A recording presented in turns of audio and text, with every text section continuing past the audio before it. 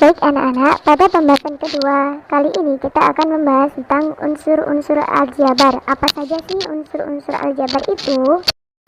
Oke, kita masuk ke materi unsur-unsur aljabar. Nah, di sini saya mempunyai contoh yaitu bentuk aljabar dari 3x ditambah 2y dikurangi 5. Nah, dari bentuk aljabar tersebut kita dapat mengetahui unsur-unsur aljabar. Kira-kira ada apa aja sih di unsur-unsur aljabar itu?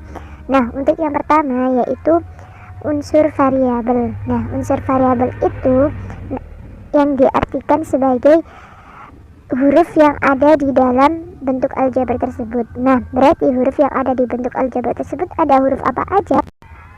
Variabel dari bentuk aljabar tersebut yaitu variabel x dan variabel y, karena di dalam bentuk aljabar tersebut hanya ada huruf x dan y, berarti itu variabelnya. Nah, untuk unsur yang kedua yaitu unsur koefisien. Nah, apa sih koefisien itu? Koefisien itu adalah dia bilangan yang berada di depannya variabel.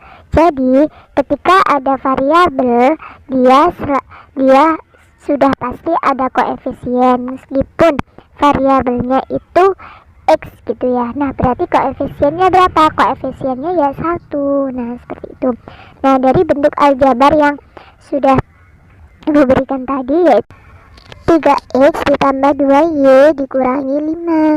Nah, untuk koefisiennya yaitu koefisien 3 dan koefisien 2. Kenapa? Karena koefisien 3 itu didapat dari variabel x, lalu koefisien 2 itu didapat dari variabel y. Nah, untuk syarat yang ketiga yaitu namanya konstanta. Nah, konstanta itu apa? Konstanta itu bilangan yang dia itu berdiri sendiri. Jadi dia itu tidak mempunyai variabel, tidak diiringi dengan variabel. Dia hanya berdiri sendiri. Nah, berarti dari bentuk aljabar yang sudah Ibu berikan 3x ditambah 2y negatif 5 itu konstantanya berapa? Nah, iya benar, konstantanya itu 5 karena dia yang bilangan sendiri. Oke, untuk selanjutnya yaitu suku dibagi menjadi 2, yaitu yang pertama suku sejenis dan yang kedua suku tidak sejenis. Nah, kita bahas satu persatu ya. Suku sejenis adalah suku yang memiliki variabel dan pangkat dari masing-masing variabel yang sama. Nah, jadi kalau suku sejenis itu pangkat sama variabelnya itu sama gitu. Contohnya seperti 5x dan 8x itu sama. Terus habis itu kayak 5x kuadrat dan 8x kuadrat gitu. Jadi mereka itu mempunyai variabel dan pangkat yang sama. Itu disebut dengan suku sejenis. Nah, untuk yang kedua yaitu suku tak sejenis. Suku tak sejenis di sini adalah maksudnya suku yang memiliki variabel dan pangkat dari masing-masing variabel yang tidak sama. Nah, maksudnya gimana? Nah, kalau suku tak sejenis ini variabel dan pangkatnya itu tidak sama. Nah, kalau di dalam suatu aljabar itu terdapat variabelnya itu sama 5x sama 8x gitu ya, tetapi salah satunya itu ada pangkatnya 5x sama 8x kuadrat. Nah, itu juga termasuk suku tak sejenis. Karena apa? Karena mereka pangkatnya berbeda. Yang 5x pangkatnya itu 1, sedangkan yang 8x itu pangkatnya 2. Itu sudah menjadi suku tak sejenis. Begitu ya adik-adik. Jadi kalau yang suku tak sejenis itu dia yang variabelnya sama pangkatnya itu berbeda.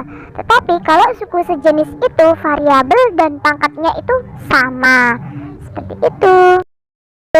Tadi kita belajar tentang suku itu dibagi menjadi 2. Sekarang menurut jumlah sukunya, suku itu dibagi menjadi 4.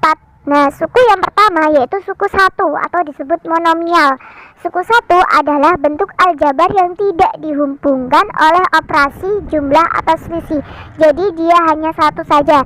Contohnya bentuk aljabarnya 3x atau 2x kuadrat, seperti itu. Lalu suku yang kedua yaitu suku 2 biasanya disebut juga dengan binomial. Nah, suku 2 ini adalah bentuk aljabar yang dihubungkan oleh satu operasi jumlah atau selisih. Berarti hanya ada satu operasi saja. Contohnya seperti 3x ditambah 2y atau 2x kuadrat dikurangi 5x. Nah, seperti itu ya, dia hanya dipisahkan oleh satu operasi saja. Lalu, untuk suku jumlah yang ketiga yaitu ada suku 3, biasanya disebut dengan trinomial. Nah, dalam arti dari suku 3 ini sendiri itu bentuk aljabar yang dihubungkan oleh dua operasi jumlah atau selisih. Kalau tadi suku 2 atau binomial itu dihubungkan oleh satu operasi jumlah atau selisih, kalau suku 3 itu dihubungkan oleh dua operasi jumlah selisih. Berarti contohnya seperti 3x ditambah 2y min 5x. Nah, seperti itu. Operasinya ditambah sama dikurang, atau juga bisa juga 2x kuadrat min 5x ditambah 4z, seperti itu. Nah, oke. Untuk suku yang keempat, jumlah suku yang keempat yaitu suku banyak atau polinomial. Arti dari suku banyak sendiri itu adalah bentuk aljabar yang dihubungkan oleh 3 atau lebih operasi aljabar. Nah, bedanya di sini ya, kalau suku 2 itu hanya satu operasi, kalau suku 3 itu dua operasi, kalau suku banyak itu 3 atau lebih. Contohnya seperti 5x ditambah 3y ditambah 8xy min 6yz ditambah 9. Nah, itu kan operasinya kan